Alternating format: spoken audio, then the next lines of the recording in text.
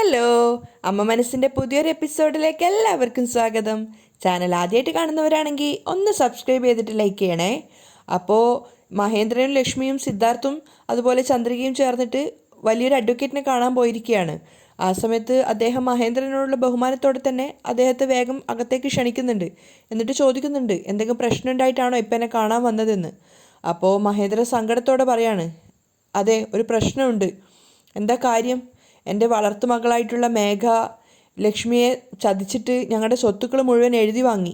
അത് കേട്ടിട്ട് വക്കീൽ ആദ്യം ഒന്ന് ഞെട്ടുകയാണ്. എന്നിട്ട് അയാൾ വീണ്ടും മഹേന്ദ്രനോട് പറയുന്നുണ്ട്, എനിക്ക് മനസ്സിലാവുന്ന രീതിയിൽ ഒന്നുകൂടെ പറഞ്ഞു തരാമോ? അപ്പോൾ മഹേന്ദ്രൻ ലക്ഷ്മിയോട് പറയാണ്, ലക്ഷ്മി, നീ തന്നെ പറഞ്ഞു കൊടുക്ക്. അപ്പോൾ പിന്നെ ലക്ഷ്മി സങ്കടത്തോടെ അദ്ദേഹത്തെ നോക്കിയിട്ട് പറയാണ്, സർ, ഇദ്ദേഹം നാട്ടിലില്ലാതിരുന്ന ഒരു ദിവസം മേഘ ആത്മഹത്യ ചെയ്യുമെന്ന് പറഞ്ഞ് എന്നെ ഭീഷണിപ്പെടുത്തുകയായിരുന്നു. എന്നോട് പറഞ്ഞു, എനിക്ക് സ്വന്തമായിട്ട് അച്ഛനോ അമ്മയോ ഇല്ല, അതുമാത്രമല്ല എൻ്റെ പേരിൽ സ്വന്തമായിട്ടൊരു സ്വത്ത് പോലും ഇല്ല, ഇതിനേക്കാളും നല്ലത് ഞാൻ മരിക്കുന്നതല്ലേ എന്ന് പറഞ്ഞിട്ട് ആത്മഹത്യ ചെയ്യാൻ വേണ്ടി ഗുളികകളെടുത്ത് കഴിക്കാൻ പോകുന്ന സമയത്താണ് ലക്ഷ്മി പറഞ്ഞത്, ഇങ്ങോട്ട് നോക്ക്, എൻ്റെ പേരിലിരിക്കുന്ന മുഴുവൻ സ്വത്തുക്കളും ഞാൻ നിൻ്റെ പേരിലേക്ക് മാറ്റി എഴുതിത്തരാം എന്ന് പറഞ്ഞിട്ടാണ് രജിസ്റ്റർ ഓഫീസ് കൂട്ടിക്കൊണ്ടുപോയിട്ട് ലക്ഷ്മിയെ കൊണ്ട് ഒപ്പിടിവിച്ചിട്ടുണ്ടായിരുന്നത്. പക്ഷേ അത് അവരുടെ മൊത്തം സ്വത്തുക്കളായിരുന്നു. അതുകൊണ്ട് തന്നെ മേഘയുടെ അഡ്വക്കേറ്റ് മേഘയോട് പറയുന്നുണ്ട്, ഇനി അങ്ങോട്ട് ഈ സ്വത്തുക്കൾ വിൽക്കാനും ഇതിൻ്റെ മൊത്തം കൈകാര്യം ചെയ്യാനും നിങ്ങൾക്ക് മാത്രമേ അവകാശമുള്ളൂ മാഡം. അത് കേട്ട് മേഘയും മുത്തശ്ശിയും വല്ലാതെ സന്തോഷത്തോടെ ചിരിക്കുന്നുണ്ടായിരുന്നു. ആ ദിവസങ്ങളൊക്കെ ഓർമ്മയിൽ നിന്നുകൊണ്ടാണ് ലക്ഷ്മി കാര്യങ്ങളൊക്കെ അഡ്വക്കേറ്റിനോട് പറയുന്നത്. അത് മുഴുവൻ കേട്ടതിന് ശേഷം അദ്ദേഹം മഹേന്ദ്രനോട് ചോദിക്കുന്നുണ്ട്, ഇതൊക്കെ സംഭവിച്ചിട്ട് എത്ര കാലമായി മഹേന്ദ്ര? ഏകദേശം ഒരു 6 മാസം കഴിഞ്ഞിട്ടുണ്ടാവും സർ. അപ്പോൾ അദ്ദേഹം ചോദിക്കുന്നുണ്ട്, മഹേന്ദ്ര, അന്ന് തന്നെ നിനക്ക് എന്നെ കാണാൻ വന്നൂടായിരുന്നോ? അപ്പോൾ മഹേന്ദ്ര വിഷമത്തോടെ പറയാണ്, അശോക് കുമാർ എന്ന് പറഞ്ഞൊരു വക്കീലായിരുന്നു ഈ കേസ് നടത്തിക്കൊണ്ടിരുന്നത്. പെട്ടെന്ന് ഹൃദയാഘാതം വന്നത് കാരണം അദ്ദേഹം മരിച്ചുപോയി. അതുകൊണ്ട് ഈ കേസ് പാതി വഴിയിലാണുള്ളത്. പിന്നെ നീ എൻ്റെ ഫ്രണ്ടാണല്ലോ, അതുകൊണ്ടാണ് ഇപ്പോൾ ഈ കേസുമായിട്ട് ഞാൻ നിൻ്റെ അടുത്തേക്ക് വന്നത്. അത് കേട്ടതും അഡ്വക്കേറ്റ് പറയുന്നുണ്ട്, അശോക് കുമാറോ? ആ, എനിക്കറിയുന്ന ആളായിരുന്നു. ആ, കുഴപ്പമില്ല, ഈ കേസ് ഞാൻ ഏറ്റെടുത്തോളാം. അതിനുശേഷം അദ്ദേഹം ലക്ഷ്മിയോട് ചോദിക്കുന്നുണ്ട്, നിങ്ങൾ സ്വത്തുക്കളൊക്കെ മേഘയ്ക്ക് എഴുതി കൊടുത്തപ്പോൾ അവളുടെ കൂടെ ഏതോ ഒരു അഡ്വക്കേറ്റ് ഉണ്ടായിരുന്നു എന്ന് പറഞ്ഞില്ലേ? ആ അഡ്വക്കേറ്റിൻ്റെ പേരെന്താണെന്നറിയോ? അപ്പോൾ മഹേന്ദ്രൻ ഓർത്തുകൊണ്ട് പറയാണ്, രാമലിംഗം എന്നോ മറ്റോ ആണ്. ആ പേര് കേട്ട സമയത്ത് അദ്ദേഹം ഇങ്ങനെ ഓർത്തെടുക്കാൻ ശ്രമിക്കുന്നുണ്ട്, എവിടെയോ കേട്ട് നല്ല പരിചയമുള്ള പേരാണല്ലോ എന്ന് വിചാരിച്ചിട്ട്. എന്നിട്ട് ഫോൺ എടുത്തിട്ട് മഹേന്ദ്രനോട് പറയാണ്, ഒരു മിനിറ്റ്. എന്നിട്ട് അദ്ദേഹം തൻ്റെ കൂട്ടുകാരനെയാണ് വിളിക്കുന്നത്. എന്നിട്ട് കൂട്ടുകാരനോട് ചോദിക്കുകയാണ്, രാമലിംഗം എന്ന് പേരുള്ള ഒരു അഡ്വക്കേറ്റ് നിൻ്റെ കൂടെ പ്രാക്ടീസ് ചെയ്യുന്നില്ലേ? ആ, ഉണ്ട്, പറയൂ ഗണേഷ്, എന്താ കാര്യം? അപ്പോൾ അദ്ദേഹം പറയാണ്, ആ രാമലിംഗം എൻ്റെ ഫ്രണ്ടിൻ്റെ ഫാമിലിയെ ഒരാളെ ചീറ്റ് ചെയ്തിട്ട് അവരുടെ പേരിലുള്ള മുഴുവൻ സ്വത്തുക്കളും വേറൊരാളുടെ പേരിലേക്ക് എഴുതി വാങ്ങിക്കൊടുത്തു. അത് കേട്ടതും മറ്റേ അഡ്വക്കേറ്റ് ശരിക്കും ഞെട്ടിയിട്ടുണ്ടായിരുന്നു. നിങ്ങൾ എന്തൊക്കെയാണ് പറയുന്നത് ഗണേഷ്? ഞാൻ പറയുന്നത് സത്യമാണ്. അദ്ദേഹം സംഭവിച്ച കാര്യങ്ങളും ലക്ഷ്മി പറഞ്ഞു കൊടുത്ത അറിവുകളും വെച്ചിട്ട് കാര്യങ്ങളൊക്കെ അഡ്വക്കേറ്റിനോട് പറയുകയാണ്. അത് മുഴുവൻ കേട്ടിട്ട് അദ്ദേഹം പറയുന്നുണ്ട്, അവൻ നല്ലൊരുത്തനാണെന്നാണ് ഞാൻ ഇതുവരെ കരുതിയിരുന്നത്. പക്ഷേ ഇതൊക്കെ കേൾക്കുമ്പോൾ അവൻ ശരിയായൊരു ഫ്രോഡ് തന്നെയാണ്. ഇനി എന്താ ഞാൻ ചെയ്യേണ്ടത്, അത് പറ. അപ്പോൾ ഗണേഷ് പറയുന്നുണ്ട്, ആ രാമലിംഗം കോർട്ടിൽ സറണ്ടറായിട്ട് ഞാനാണ് മേഘയെ സഹായിച്ചതെന്നും മഹേന്ദ്രൻ്റെയും ലക്ഷ്മിയുടെയും സ്വത്തുക്കളൊക്കെ അവരറിയാതെ അവരെ പറ്റിച്ചിട്ടാണ് ഞാൻ മേഘയുടെ പേരിലേക്ക് എഴുതി കൊടുത്തതെന്നും സറണ്ടറായിട്ട് പറഞ്ഞിട്ടുണ്ടെങ്കിൽ നമുക്ക് കോർട്ടിൽ എത്രയും പെട്ടെന്ന് ഈ കേസ് ജയിക്കാം. അത് കേട്ടപ്പോൾ കൂട്ടുകാരനും പറയുന്നുണ്ട്, അതിനെന്താ, ഞാൻ പറഞ്ഞാൽ രാമലിംഗം അനുസരിക്കും. 1 മണിക്കൂർ കൊണ്ട് അവനെയും കൂട്ടിക്കൊണ്ട് ഞാൻ നിങ്ങളുടെ ഓഫീസിലേക്ക് വരാം. ഒരുപാട് നന്ദിയുണ്ട്, മതി. അദ്ദേഹം കൂട്ടുകാരനോട് തൻ്റെ നന്ദി അറിയിക്കുകയാണ്. എന്നിട്ടാണ് കോൾ കട്ട് ചെയ്യുന്നത്. അതിനുശേഷം മഹേന്ദ്രനോടും സിദ്ധാർത്ഥനോടൊക്കെ ആയിട്ട് പറയുന്നുണ്ട്, 1 മണിക്കൂർ കൊണ്ട് അവരിവിടത്തേക്ക് വരും. രാമലിംഗം എൻ്റെ കൂട്ടുകാരൻ്റെ ജൂനിയറായിട്ടാണ് വർക്ക് ചെയ്യുന്നത്. അതുകൊണ്ട് എന്തായാലും അയാൾ പറഞ്ഞു കഴിഞ്ഞാൽ അവന് നിരസിക്കാൻ സാധിക്കില്ല. അതുകൊണ്ട് തന്നെ നമുക്ക് നാളെ കോർട്ടിൽ പോയിട്ട് രാമലിംഗത്തിൻ്റെ മൊഴിയെടുക്കാം. രാമലിംഗമാണ് ഈ ഒരു കാര്യം ചെയ്യാൻ വേണ്ടിയിട്ട് മേഘയെ പ്രേരിപ്പിച്ചതെന്നും അയാളാണ് ഇതിന് കൂട്ടുനിന്നതെന്നും ഇതൊന്നും ലക്ഷ്മി അറിയാത്ത കാര്യങ്ങളാണെന്നും അവർ പറ്റിക്കപ്പെട്ടതാണെന്നും ഒക്കെ രാമലിംഗം മൊഴി കൊടുക്കുകയാണെങ്കിൽ നമുക്ക് എത്രയും പെട്ടെന്ന് ഈ കേസിൽ ജയിക്കാൻ സാധിക്കും. അദ്ദേഹം അത് പറയുന്ന ആ ഒരു കോൺഫിഡൻസ് കണ്ടപ്പോൾ സിദ്ധാർത്ഥിന് വല്ലാത്ത സന്തോഷം തോന്നുകയാണ്. പകുതി കേസ് ജയിച്ചതുപോലുള്ളൊരു സന്തോഷം. അപ്പോഴും മഹേന്ദ്ര സംശയത്തോടെ ചോദിക്കുന്നുണ്ട്, ഇതൊക്കെ നടക്കുമോ ഗണേഷ്? പക്ഷെ അദ്ദേഹം വളരെ നിസ്സാരമായിട്ട് പറയാണ്, ഏയ്, ഇതിനേക്കാളും കോംപ്ലിക്കേഷനായ കേസുകളൊക്കെ ഞങ്ങൾ ഡീല് ചെയ്തിട്ടുണ്ട്. ഇതൊരു സാധാരണ കാര്യമാണ്. ഇത് നമുക്ക് പറഞ്ഞു തന്നെ തീർക്കാവുന്നതേ ഉള്ളൂ. അദ്ദേഹം നല്ല ആത്മവിശ്വാസത്തോടെയാണ് സംസാരിക്കുന്നത്. അത് കണ്ടപ്പോൾ മഹേന്ദ്രനും പറയുന്നുണ്ട്, ശരി ഗണേഷ്, അങ്ങനെ ഏകദേശം ഒരു മണിക്കൂറോളം അദ്ദേഹം ആ ഒരു വക്കീലിനും രാമലിംഗത്തിനും വേണ്ടിയിട്ട് അവരെല്ലാവരും അവിടെ വെയിറ്റ് ചെയ്യാണ്. കുറച്ചു സമയം കഴിഞ്ഞപ്പോൾ രാമലിംഗത്തെയും കൂട്ടിയിട്ട് ആ കൂട്ടുകാരനായിട്ടുള്ള അഡ്വക്കേറ്റ് അങ്ങോട്ട് വന്നിട്ടുണ്ടായിരുന്നു. രാമലിംഗം ചെറിയൊരു ഭയത്തോടു കൂടിയാണ് കാറിൽ നിന്ന് ഇറങ്ങുന്നത്. ആ സമയത്ത് താഴത്ത് വെച്ചിട്ട് വീണ്ടും തൻ്റെ സീനിയറായ അഡ്വക്കേറ്റിനോട് രാമലിംഗം പറയുന്നുണ്ട്, സർ വേണ്ട സർ, ഈ കേസിൽ ഞാൻ സറണ്ടർ ആയി കഴിഞ്ഞാൽ എനിക്ക് എന്തെങ്കിലും പ്രശ്നം വരും സർ. അപ്പോൾ അഡ്വക്കേറ്റ് പറയുന്നുണ്ട്, നിനക്കൊരു പ്രശ്നവും വരില്ല, എല്ലാം ഞാൻ നോക്കിക്കോളാം. രാമലിംഗം വീണ്ടും ബെഗ് ചെയ്യുന്നുണ്ടായിരുന്നു, സർ പ്ലീസ് സർ, വേണ്ട സർ, പക്ഷെ നിന്നോട് പറഞ്ഞത് കേട്ടാൽ മതി എന്ന് പറഞ്ഞിട്ട് അദ്ദേഹം നടക്കുകയാണ്. പിന്നെ വേറൊരു വഴിയില്ലാത്തതുകൊണ്ട് രാമലിംഗം അദ്ദേഹത്തിൻ്റെ പിന്നാലെ വരുന്നുണ്ട്. അദ്ദേഹമാണ് ആദ്യം തന്നെ ഗണേഷ് വക്കീലിൻ്റെ മുറിയിലേക്ക് കയറി പോകുന്നത്. അപ്പോൾ ഗണേഷ് വക്കീൽ ചോദിക്കുന്നുണ്ട്, നിൻ്റെ ജൂനിയറായിട്ടുള്ള രാമലിംഗത്തിനെ കൂട്ടിക്കൊണ്ട് വന്നിട്ടുണ്ടോ? ആ, കൂട്ടിക്കൊണ്ട് വന്നിട്ടുണ്ട്. എന്നിട്ട് രാമലിംഗത്തോട് മുറിക്കകത്തേക്ക് വരാൻ പറയാണ്. അയാൾ അകത്തേക്ക് കയറി വരുന്നത് കണ്ടതും ലക്ഷ്മി ആകെ ഒരു സങ്കടത്തോടെയും ഞെട്ടലോടെയൊക്കെയാണ് നോക്കുന്നത്. കാരണം ഇയാളാണല്ലോ തന്നെ ചതിക്കാൻ വേണ്ടി മുന്നിൽ നിന്നതെന്ന് ആലോചിച്ചിട്ട്. ലക്ഷ്മിയെ കണ്ടതും അയാളും ചെറിയൊരു ഭയത്തോടെയാണ് അകത്തേക്ക് കയറി വന്നത്. അയാൾ തൻ്റെ അടുത്തെത്തിയ സമയത്ത് ലക്ഷ്മി എഴുന്നേറ്റിട്ട് ചോദിക്കുന്നുണ്ട്, അന്ന് മേഘയ്ക്ക് ചേരേണ്ട സ്വത്തുക്കൾ മാത്രമല്ലേ അവളുടെ പേരിലേക്ക് എഴുതി വെക്കാൻ വേണ്ടിയിട്ട് ഞാൻ വന്നത്? പക്ഷേ മേഘയ്ക്കൊപ്പം ചേർന്ന് താൻ എന്താ ചെയ്തത്? എൻ്റെ ഒട്ടുമൊത്ത സ്വത്തുക്കളും മേഘയ്ക്ക് മാത്രം കിട്ടാവുന്ന രീതിയിൽ ഡോക്യുമെൻ്റ് എഴുതി വെച്ചു. രാമലിംഗം ഒന്നും തിരിച്ചു പറയാതെ തലതാഴ്ത്തി നിൽക്കുകയാണ്. അപ്പോൾ സങ്കടത്തോടെ കരഞ്ഞുകൊണ്ട് ലക്ഷ്മി പറയുന്നുണ്ട്, അപ്പോഴത്തെ എൻ്റെ മാനസികാവസ്ഥയിൽ ഞാനാണെങ്കിൽ ആ പേപ്പറുകൾ ഒന്നുപോലും വായിച്ചു നോക്കാതെ എല്ലാത്തിലും ഒപ്പിട്ട് വന്നു. അന്ന് നിങ്ങൾ രണ്ടുപേരും ചേർന്ന് എന്നെ പറ്റിച്ചത് കൊണ്ട് ഇന്ന് എൻ്റെ കുടുംബത്തിന് വന്ന അവസ്ഥ എന്താണെന്ന് നിങ്ങൾക്കറിയാമോ? ലക്ഷ്മിക്ക് നെഞ്ചു പൊട്ടുന്ന സങ്കടം വരുന്നുണ്ടായിരുന്നു. അപ്പോഴും രാമലിംഗം ഒന്നും പറയുന്നില്ല. മഹേന്ദ്രൻ പറയുന്നുണ്ട്, ലക്ഷ്മി മതി, വാ ഇവിടെ വന്നിരിക്കേ. ലക്ഷ്മി സങ്കടത്തോടെ തന്നെ മഹേന്ദ്രനെ നോക്കുന്ന സമയത്ത് അദ്ദേഹം പറയുന്നുണ്ട്, നമുക്ക് വേണ്ടിയിട്ടാണല്ലോ ഇവർ സംസാരിക്കുന്നത്, വാ ഇവിടെ വന്നിരിക്കേ. മഹേന്ദ്രൻ പറഞ്ഞതുകൊണ്ട് തന്നെ ലക്ഷ്മി പിന്നീടൊന്നും പറയാതെ അവിടെ ഇരിക്കുകയാണ്. രാമലിംഗം തലതാഴ്ത്തിയാണ് നിൽക്കുന്നത്. ആ സമയത്ത് ഗണേഷ് തൻ്റെ കൂട്ടുകാരനോട് ചോദിക്കുന്നുണ്ട്, മതി, എന്താ ചെയ്യാൻ പറ്റുക, നീ പറ. അപ്പോൾ അദ്ദേഹം പറയുന്നുണ്ട്, രാമലിംഗം കോർട്ടിൽ വന്നിട്ട് ചെയ്ത തെറ്റുകളൊക്കെ ഏറ്റുപറയും. ലക്ഷ്മി മേഡത്തിനെ പറ്റിച്ചിട്ടാണ് ഈ സ്വത്തുക്കളൊക്കെ മേഘ എഴുതി വാങ്ങിച്ചതെന്നും അതിന് രാമലിംഗം സഹായം ചെയ്തിട്ടുണ്ടെന്നുള്ളതും ഇയാൾ കോർട്ടിൽ സമ്മതിക്കും. എല്ലാവരും രാമലിംഗത്തിനെ തന്നെ നോക്കുന്നത്. ആ സമയത്ത് അയാൾ പേടിയോടെ തലതാഴ്ത്തി നിൽക്കുകയാണ്. അപ്പോൾ കൂട്ടുകാരനായിട്ടുള്ള വക്കീൽ പറയുന്നുണ്ട്, അങ്ങനെ ഇയാൾ വന്നിട്ട് വാക്കുമൊഴി കൊടുത്തു കഴിഞ്ഞാൽ തീർച്ചയായിട്ടും നഷ്ടപ്പെട്ട സ്വത്തുക്കളൊക്കെ ലക്ഷ്മി മേഡത്തിൻ്റെ പേരിലേക്ക് തന്നെ തിരിച്ചു വരും. ആ സമയത്ത് ഗണേഷ് വക്കീലിൻ്റെ ജൂനിയറായിട്ട് പ്രാക്ടീസ് ചെയ്യുന്ന ഒരു അഡ്വക്കേറ്റ് അങ്ങോട്ടേക്ക് വന്നിട്ടുണ്ടായിരുന്നു. അയാളൊരു ഫയൽ എടുക്കാൻ വേണ്ടിയിട്ടാണ് വന്നത്. പക്ഷെ ഇവരുടെ സംസാരം കേട്ട സമയത്ത് അയാൾ അവിടെ ശ്രദ്ധയോടെ നിൽക്കുകയാണ്. അപ്പോൾ ഗണേഷ് വക്കീൽ രാമലിംഗത്തിനോട് പറയുന്നുണ്ട്, രാമലിംഗം, മേഘ ലക്ഷ്മി മേഡത്തിനെ പറ്റിച്ചിട്ടാണ് അവരുടെ മുഴുവൻ സ്വത്തുക്കളും മേഘയുടെ പേരിലേക്ക് മാറ്റിയത്, അതും ഇമോഷണലി ബ്ലാക്ക്മെയിൽ ചെയ്തിട്ട്. അതിന് നീയാണ് അവളെ സഹായിച്ചതെന്നുള്ളത് നീ തന്നെ കോർട്ടിൽ സമ്മതിക്കണം. ഈ കേസിനെ സംബന്ധിച്ചിടത്തോളം ഏറ്റവും വലിയ തെളിവ് നിങ്ങളാണ്.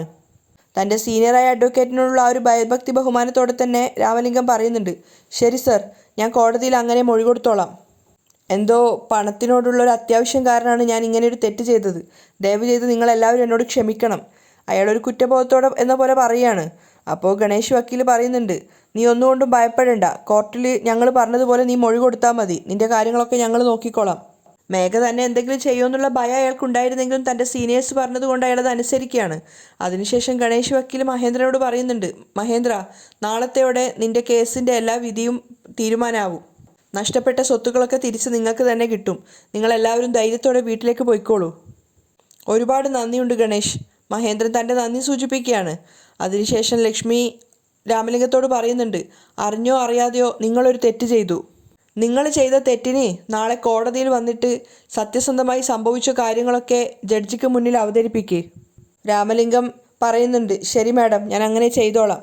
അങ്ങനെ മഹേന്ദ്രനും ഫാമിലിയൊക്കെ അവരോട് യാത്ര ചോദിച്ചിട്ട് അവിടുന്ന് പോവുകയാണ്. അതൊക്കെ ശ്രദ്ധയോടെ കേട്ടുകൊണ്ട് ഗണേഷ് വക്കീലിൻ്റെ ജൂനിയറായിട്ടുള്ള ആ ഒരു വക്കീൽ അവിടെ ഉണ്ടായിരുന്നു. അയാളെല്ലാം ശ്രദ്ധയോടെ കേട്ടിട്ട് പുറത്തേക്ക് ഇറങ്ങി വരികയാണ്. ആ സമയത്ത് മേഘയുടെ കാറ് കഴുകിക്കൊണ്ടിരിക്കുകയാണ് മനോഹരൻ ഇങ്ങനെ സ്വയം കാറ് കഴുകുമ്പോൾ പറയുന്നുണ്ട്, വീട്ടിൽ ജോലിക്കാരിയെ വെക്കുന്ന പോലെ തന്നെ പുറത്തെ ജോലികളൊക്കെ ചെയ്യാൻ വേണ്ടിയിട്ട് ഒരു ജോലിക്കാരനെയും കൂടി നിയോഗിച്ചൂടെ? ഞാൻ എന്തൊരു വലിയ ഗമയിൽ നിൽക്കേണ്ട ആളാണ്, അങ്ങനത്തെ ഞാനാണ് ഈ വണ്ടി കഴുകുന്നതെന്നൊക്കെ അയാൾ ഇങ്ങനെ സ്വയം പുലമ്പിക്കൊണ്ടാണ് കാറ് കഴുകുന്നത്. ആ സമയത്ത് ഗണേഷ് വക്കീലിൻ്റെ റൂമിൽ നിന്നും പുറത്തു വന്ന ആ ജൂനിയർ ആയിട്ടുണ്ടായിരുന്ന വക്കീൽ മനോഹരനെ കോൾ ചെയ്യുകയാണ്. ഇവരെന്തിനാ ഇപ്പോൾ വിളിക്കുന്നതെന്നൊക്കെ പറഞ്ഞിട്ടാണ് മനോഹരൻ ഫോൺ എടുക്കുന്നത്. അപ്പോൾ അയാൾ പറയുന്നുണ്ട്, ഞാൻ വിളിച്ചത് വളരെ അത്യാവശ്യമുള്ളൊരു കാര്യം പറയാനാണ്. എന്താ കാര്യം പറ. അപ്പോൾ അവിടെ കോർട്ടിൽ അവിടെ അവർ വക്കീലിൻ്റെ മുറിയിൽ വെച്ച് സംഭവിച്ച കാര്യങ്ങളും മഹേന്ദ്രനും ലക്ഷ്മിയൊക്കെ കാണാൻ വന്നതും മേഘയുടെ അഡ്വക്കേറ്റിനെ കൊണ്ട് മൊഴിമാറ്റി പറയിപ്പിക്കുന്നതും ഒക്കെ സംഭവിച്ച കാര്യങ്ങളൊക്കെ അയാൾ മനോഹരനോട് പറഞ്ഞു കൊടുക്കുകയാണ്. അങ്ങനെ സംഭവിച്ചു കഴിഞ്ഞാൽ സ്വത്തുക്കളൊക്കെ തിരിച്ച് വീണ്ടും മഹേന്ദ്രൻ്റെയും ലക്ഷ്മിയുടെയും പേരിലേക്ക് തന്നെ ആവുന്നുള്ളതും മനോഹരനോട് പറയുന്നുണ്ട്. അതൊക്കെ കേട്ട സമയത്ത് മനോഹരൻ ആകെ പേടിയോടെ വേഗം കോൾ കട്ട് ചെയ്തിട്ട് മേഘയുടെ അടുത്തേക്ക് അത് പറയാൻ വേണ്ടി പോവുകയാണ്. മേഘ മേഘ മേഘ എന്ന് വിളിച്ചുകൊണ്ടാണ് വരുന്നത്. മേഘയും മുത്തശ്ശി ഇരുന്ന് ഭക്ഷണം കഴിക്കുകയാണ്. ഏയ് എന്താ എന്താ കാര്യം, നീ എന്തിനാ ഇങ്ങനെ പേടിച്ചിട്ട് വരുന്നത്? മുത്തശ്ശി ചോദിക്കുന്നുണ്ട്. മേഘ, ഞാൻ പറയാൻ പോകുന്ന കാര്യം കേട്ടാ എനിക്ക് പകരം നീയാണ് പേടിക്കുക. എന്താ നീ പറയാൻ പോകുന്നത്? അപ്പോൾ അയാൾ പറയുന്നുണ്ട്, മഹേന്ദ്രൻ ലക്ഷ്മിയും നമ്മൾ വിചാരിക്കുന്ന പോലുള്ള ആളല്ല. എവിടെ പോയി ചെയ്താലാണ് അയാൾ വിചാരിച്ചതുപോലെ കാര്യങ്ങൾ നടക്കുകയെന്ന് വെച്ചാൽ അത് നടത്താനാണ് അയാൾ തീരുമാനിക്കുന്നത്. മേഘയ്ക്കും മുത്തശ്ശിക്കും കാര്യം മനസ്സിലാവുന്നില്ല. അതുകൊണ്ട് തന്നെ മേഘ പറയുന്നുണ്ട്, എനിക്ക് മനസ്സിലാവുന്ന പോലെ കാര്യം പറ അങ്കിൾ. അപ്പോൾ മനോഹരൻ പറയുന്നുണ്ട്, മഹേന്ദ്രൻ ലക്ഷ്മിയും കൂടിയിട്ട് നിനക്ക് സ്വത്തുക്കളൊക്കെ എഴുതിത്തരാൻ വേണ്ടി കൂട്ടുനിന്ന അഡ്വക്കേറ്റ് ഉണ്ടായിരുന്നില്ലേ, അയാളെ പോയി കണ്ടിട്ടുണ്ടായിരുന്നു.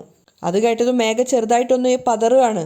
അപ്പോൾ മനോഹരൻ ബാക്കി കൂടി പറയുന്നുണ്ട്, നീ ഈ സ്വത്തുക്കൾ മുഴുവൻ ലക്ഷ്മിയെ ചതിച്ചിട്ടാണ് നിന്റെ പേരിലേക്ക് മാറ്റിയത് എന്നുള്ളത് അയാൾ നാളെ കോടതിയിൽ വന്ന് മൊഴി കൊടുക്കും. അത് കേട്ടതും മേഘയും മുത്തശ്ശിയും ഷോക്കായിട്ട് ഇരിക്കുകയാണ്. അപ്പോൾ മനോഹരൻ വീണ്ടും പറയുന്നുണ്ട്, അയാളും മഹേന്ദ്രനും ലക്ഷ്മിക്കും പറ്റുന്ന രീതിയിലാണ് നാളെ കോർട്ടിൽ മൊഴി കൊടുക്കാൻ പോകുന്നത്. മേഘ പേടിയോടെയാണ് മുത്തശ്ശിയെ നോക്കുന്നത്. മുത്തശ്ശിയും അതേ ഭയത്തോടെ തന്നെയാണ് ഉള്ളത്.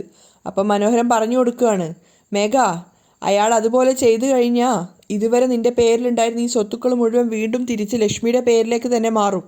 ഇനി എന്താ ചെയ്യേണ്ടതെന്ന് അറിയാതെ ഇരിക്കുകയാണ് മേഘ. അപ്പം മനോഹരൻ പറഞ്ഞു കൊടുക്കുക, അത് മാത്രമല്ല മേഘ, നിന്നെ ഹെൽപ്പ് ചെയ്ത മുത്തശ്ശിയെ, അതിനു പുറമെ നിങ്ങളെ രണ്ടുപേരെയും ഹെൽപ്പ് ചെയ്ത എന്നെ, നമ്മളെ എല്ലാവരെയും മഹേന്ദ്രനും ലക്ഷ്മിയും കൂടി വീട്ടിൽ നിന്നും പുറത്താക്കുകയും അതുമാത്രമല്ലാതെ കേസിൽ ഉൾപ്പെടുത്തി ജയിലിൽ അയക്കുകയും ചെയ്യും. മേഘ വല്ലാതെ ഭയന്നിരിക്കുന്ന സമയത്ത് മനോഹരൻ പറഞ്ഞു കൊടുക്കുന്നുണ്ട്, ഇതൊക്കെ നടക്കണ്ട എന്നുണ്ടെങ്കിൽ നിന്റെ വക്കീൽ കോടതിയിൽ എത്താതിരിക്കാൻ നീ ശ്രമിക്കണം. ഇങ്ങോട്ട് നോക്ക് മേഘ, അയാൾ നാളെ കോടതിയിൽ വന്നിട്ട് നമുക്കെതിരെ മൊഴി കൊടുക്കുകയാണെങ്കിൽ നാളത്തോടെ നമ്മുടെ കാര്യത്തിൽ തീരുമാനമാവും. മേഘ ഒന്നും പറയാനാവാത്ത അവസ്ഥയിലാണ്. മുത്തശ്ശിയാണെങ്കിൽ മനോഹരനോട് പറയുന്നുണ്ട്, എൻ്റെ മനോഹര, എന്തിനാടാ ഇത്രയും വലിയ ബോംബ് കൊണ്ടുവന്നിട്ട് തലയിലിട്ട് പൊട്ടിച്ചത്? മുത്തശ്ശി മേഘയോട് ചോദിക്കുകയാണ്, മേഘ, ഇനി എന്താ നീ ചെയ്യാൻ വേണ്ടി പോകുന്നത്? മുത്തശ്ശി ഒന്നുകൊണ്ടും ഭയപ്പെടേണ്ട. നാളെ ആ അഡ്വക്കേറ്റ് എങ്ങനെയാണ് കോടതിയിലേക്ക് വരാൻ പോകുന്നതെന്ന് ഞാനൊന്ന് കാണട്ടെ. മേഘ വെല്ലുവിളിക്കുന്ന രീതിയിലാണ് സംസാരിക്കുന്നത്. അതിനുശേഷം ഒരു ഉറച്ച തീരുമാനത്തോടെ മേഘ മനോഹരനോട് പറയുന്നുണ്ട്, അങ്കിൾ, ഞാൻ പറയുന്നത് പോലെ ചെയ്യ്. പറ മേഘ. മേഘ അവളുടെ പ്ലാൻ എന്താണെന്നുള്ളത് മനോഹരനോട് പറഞ്ഞു കൊടുക്കുകയാണ്.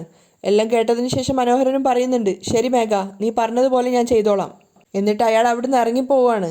അതേസമയം ചന്ദ്രികയുടെ വീട്ടിലാണെങ്കിൽ ചന്ദ്രികയും മഹേന്ദ്രനും ലക്ഷ്മിയൊക്കെ ചേർന്നിട്ട് ചപ്പാത്തി പരത്തിക്കൊണ്ടിരിക്കുകയാണ്. ലക്ഷ്മിക്കാണെങ്കിൽ എത്ര ശ്രമിച്ചിട്ടും ചപ്പാത്തി വൃത്തിയിൽ പരത്താൻ സാധിക്കുന്നുണ്ടായിരുന്നില്ല. അവരാകെ സങ്കടത്തോടെ പരത്തിയ ചപ്പാത്തിയൊക്കെ എടുത്ത് നോക്കുകയാണ്. അപ്പം മഹേന്ദ്രനും കളിയാക്കുന്നുണ്ടായിരുന്നു, എന്താ ലക്ഷ്മി, നമ്മുടെ കല്യാണം കഴിഞ്ഞിട്ട് 27 വർഷമായി, ഇനിയും നീ ചപ്പാത്തി പരത്താൻ പഠിച്ചില്ലേ? എനിക്കറിയില്ല ഏട്ടാ, എല്ലാ ജോലിയും ഞാൻ ഒരുവിധം പഠിച്ചതാ, പക്ഷെ എന്തോ ഈ ചപ്പാത്തി മാത്രം പരത്താൻ എന്നെക്കൊണ്ട് സാധിക്കുന്നില്ല. എല്ലാം കോണായിട്ടാണ് വരുന്നത് ഏട്ടാ.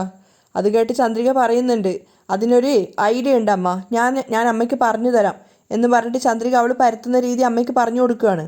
ഇതുപോലെ ബോൾ നടുവിൽ വെച്ചിട്ട് 4 ഭാഗത്തും ഒരുപോലെ പ്രസ് ചെയ്യുന്ന രീതിയിൽ പരത്തിയാൽ മതി. അപ്പോൾ ചന്ദ്രിക വൃത്തിയിൽ ചപ്പാത്തി പരത്തുന്നത് കണ്ടിട്ട് ലക്ഷ്മിയും മഹേന്ദ്രനും ആശ്ചര്യത്തോടെ നോക്കുകയാണ്. പരത്തിയ ചപ്പാത്തി കാണിച്ചു കൊടുത്തിട്ട് പറയുന്നുണ്ട്, ഇത്രയേ ഉള്ളൂ. ലക്ഷ്മി പുഞ്ചിരിച്ചുകൊണ്ട് അത് നോക്കുന്ന സമയത്ത് മഹേന്ദ്രൻ പറയാണ്, നോക്ക് എൻ്റെ മോൾ എത്ര നന്നായിട്ടാണ് ചപ്പാത്തി പരത്തിയതെന്ന്. ഏട്ടൻ പറഞ്ഞത് ശരിയാ, എനിക്കാണ് ഇപ്പോഴും ഇതൊന്നും അറിയാത്തത്, ലക്ഷ്മി സങ്കടത്തോടെ പറയാണ്. അപ്പോൾ ചന്ദ്രിക നിസ്സാരമായിട്ട് പറയുന്നുണ്ട്, ഇതെന്താ അമ്മ, അത്ര വലിയ കാര്യമാണോ? 2 ദിവസം ചെയ്തു കഴിഞ്ഞാൽ ഇത് പഠിക്കാവുന്നതേ ഉള്ളൂ. ആ സമയത്ത് അവിടെ ഇരുന്ന് പഠിച്ചുകൊണ്ടിരുന്ന മലരി ചന്ദ്രിക എടുത്തു വന്നിട്ട് ഒരു കണക്ക് ചോദിക്കുകയാണ്. അപ്പോൾ ചന്ദ്രിക അത് പറഞ്ഞു കൊടുക്കുന്നുണ്ടായിരുന്നു കുട്ടിക്ക്. അതിനുശേഷം ചപ്പാത്തി പരത്തിയിരുന്ന മാവിൽ നിന്ന് കുറച്ചെടുത്തിട്ട് മലരിന് മീശയൊക്കെ വരച്ചു കൊടുക്കുകയാണ്. അപ്പോൾ മഹേന്ദ്രനും ലക്ഷ്മിയും ചിരിച്ചുകൊണ്ട് പറയുന്നുണ്ട്, മലർ, ഇപ്പോൾ നിന്റെ മീശ കാണാൻ നല്ല ഭംഗിയുണ്ട്. അപ്പോഴാണ് സിദ്ധു അങ്ങോട്ടേക്ക് കയറി വരുന്നത്. സിദ്ധു വളരെ ഹാപ്പി ആയിട്ടാണ് ഉണ്ടായിരുന്നത്. അങ്കിൾ, ആ വാ സിദ്ധു, എന്തായി, പോയ കാര്യം എന്തായി? അപ്പോൾ സിദ്ധാർത്ഥ് പുഞ്ചിരിച്ചുകൊണ്ട് പറയാണ്, അങ്കിൾ, പോയ കാര്യം സക്സസ് ആയി. നീ പറഞ്ഞത് സത്യമാണോ? അതെ അങ്കിൾ, നിങ്ങൾ പറഞ്ഞതുപോലെ മേഘയുടെ അഡ്വക്കേറ്റിനെ നിർത്തിയിട്ട് ഒരു വീഡിയോ എടുത്തിട്ടുണ്ട്. മഹേന്ദ്രന് കേട്ടത് വിശ്വസിക്കാനാവുന്നുണ്ടായിരുന്നില്ല. ചന്ദ്രികയും ലക്ഷ്മിയും ഒക്കെ സന്തോഷത്തോടെ എഴുന്നേൽക്കുകയാണ്. അപ്പോൾ സിദ്ധു പറയുന്നുണ്ട് മേഘ കള്ളത്തെളിവുണ്ടാക്കിയിട്ടാണ് ലക്ഷ്മി ആൻറ്റിയുടെ കയ്യിൽ നിന്ന് സ്വത്തുക്കളൊക്കെ എഴുതിയെടുത്തതെന്ന് അയാൾ തന്നെ പറയുന്നത് ഞാൻ വീഡിയോ എടുത്തിട്ടുണ്ട്. എന്നിട്ട് ആ വീഡിയോ മഹേന്ദ്രന് കാണിച്ചു കൊടുക്കുകയാണ്. മഹേന്ദ്രനും ലക്ഷ്മിയും ചന്ദ്രിക ആ വീഡിയോ കാണുകയാണ്. ആ വീഡിയോയിൽ മേഘയുടെ അഡ്വക്കേറ്റ് ആയിട്ടുള്ള രാമലിംഗം പറയുന്നുണ്ടായിരുന്നു, ഞാൻ മേഘയുടെ അഡ്വക്കേറ്റ് ആയിട്ടുള്ള രാമലിംഗമാണ്, ഞാൻ ഇനി പറയാൻ പോകുന്നതൊക്കെ സത്യസന്ധമായ കാര്യങ്ങളാണ്. തനിക്ക് കിട്ടേണ്ട സ്വത്തുക്കളൊക്കെ തനിക്ക് കിട്ടിയില്ലെങ്കിൽ ഞാൻ ആത്മഹത്യ ചെയ്യുമെന്ന് പറഞ്ഞിട്ട് ലക്ഷ്മി അമ്മയെ ഭീഷണിപ്പെടുത്തിയിട്ട് സ്വത്തുക്കൾ മുഴുവൻ മേഘ എഴുതിയെടുത്തതാണ്. ഇതിനൊക്കെ മേഘയ്ക്ക് ഒത്താശ ചെയ്തു കൊടുക്കാൻ ഞാനും ഉണ്ടായിരുന്നു. പക്ഷേ ഞാൻ ചെയ്ത തെറ്റ് എത്രത്തോളം വലുതാണെന്ന് മനസ്സിലാക്കിയിട്ടാണ് ഞാനിപ്പോൾ ഇങ്ങനെ ഒരു കാര്യത്തിന് വേണ്ടി കൂട്ടു നിൽക്കുന്നത്. എല്ലാവരും എന്നോട് ക്ഷമിക്കണം. ആ വീഡിയോ കണ്ടപ്പോൾ മഹേന്ദ്രൻ ലക്ഷ്മിക്കും ചന്ദ്രികയ്ക്കൊക്കെ ഒത്തിരി സന്തോഷവും സമാധാനമായിട്ടുണ്ടായിരുന്നു. മാത്രമല്ല സിദ്ധുവിനോട് മഹേന്ദ്രൻ പറയുന്നുണ്ട്, സിദ്ധു ഇപ്പോഴാണ് എനിക്ക് സമാധാനമായത്. മേഘ എന്നെ ചതിച്ചിട്ടാണ് ഈ സ്വത്തുക്കളൊക്കെ എഴുതി വാങ്ങിയതെന്ന് നമുക്ക് തെളിയിക്കാൻ ഈ ഒരൊറ്റ തെളിവ് മതി, ലക്ഷ്മിയും പറയാണ്. അപ്പോൾ സിദ്ധു പറയുന്നുണ്ട്, നാളെ കോടതിയിൽ വന്നിട്ടും അദ്ദേഹം ഇതുപോലെ സംസാരിക്കുകയാണെങ്കിൽ ഈ ഒരൊറ്റ തെളിവ് കൊണ്ട് തന്നെ നമ്മുടെ സ്വത്തുക്കളൊക്കെ നമുക്ക് തിരിച്ചു കിട്ടും. ലക്ഷ്മിക്കാണ് ഏറ്റവും കൂടുതൽ സന്തോഷം. കാരണം അവരുടെ ഭാഗത്തു നിന്ന് സംഭവിച്ചൊരു തെറ്റായിരുന്നല്ലോ. എല്ലാവർക്കും സന്തോഷമുണ്ടായിരുന്നു. മാത്രമല്ല സിദ്ധു പറയുന്നുണ്ട്, അതിനുശേഷം ഒരുപക്ഷെ മേഘ ജയിലിലേക്ക് പോയിന്ന് വരും. ചന്ദ്രികയും സിദ്ധുവിനെ അഭിനന്ദിക്കുകയാണ്, സൂപ്പർ സർ. അപ്പോൾ മഹേന്ദ്രൻ സമാധാനത്തോടെ പറയുന്നുണ്ട്, ചന്ദ്രിക നമുക്ക് എത്രയും പെട്ടെന്ന് തിരിച്ച് നമ്മുടെ വീട്ടിലേക്ക് പോകാൻ സാധിക്കും. സിദ്ധുവും ചന്ദ്രികയെ നോക്കിയിട്ട് പുഞ്ചിരിക്കുന്നുണ്ടായിരുന്നു. അതേസമയം മേഘ പറഞ്ഞത് പ്രകാരം മനോഹരൻ രാമലിംഗത്തിൻ്റെ വീട് അന്വേഷിച്ചു പോയിരിക്കുകയാണ്. രാമലിംഗത്തിൻ്റെ വീട്ടിൽ മൊത്തം തിരഞ്ഞു നോക്കിയെങ്കിലും അയാളെ കാണുന്നില്ല. തങ്ങൾ വരുന്നത് അറിഞ്ഞിട്ട് പേടിച്ചിട്ട് എങ്ങോട്ടോ മാറിയിരിക്കുകയാണെന്നാണ് മനോഹരൻ ചിന്തിക്കുന്നത്. അയാളുടെ കൂടെ 4-5 ഗുണ്ടകളുണ്ടായിരുന്നു. അവർ ആ വീട് മുഴുവൻ തിരഞ്ഞു നോക്കിയെങ്കിലും രാമലിംഗത്തിന് എവിടെയും കാണുന്നില്ല. അവസാനം അയാളുടെ ഒരു ഓഫീസ് മുറിയിൽ ചെന്ന സമയത്ത് ഒരു ചെയറിൽ അയാൾ അങ്ങോട്ട് അവിടെ തല തിരിച്ചു വെച്ച് ഇരിക്കുന്നുണ്ടായിരുന്നു. അത് കാണുന്ന സമയത്ത് മനോഹരൻ ദേഷ്യത്തോടെ പറയാണ്, നീ നാളെ കോടതിയിലേക്ക് പോകാൻ പാടില്ല. അവിടെയാണ് ഇന്നത്തെ എപ്പിസോഡ് വൈൻഡപ്പ് ചെയ്യുന്നത്.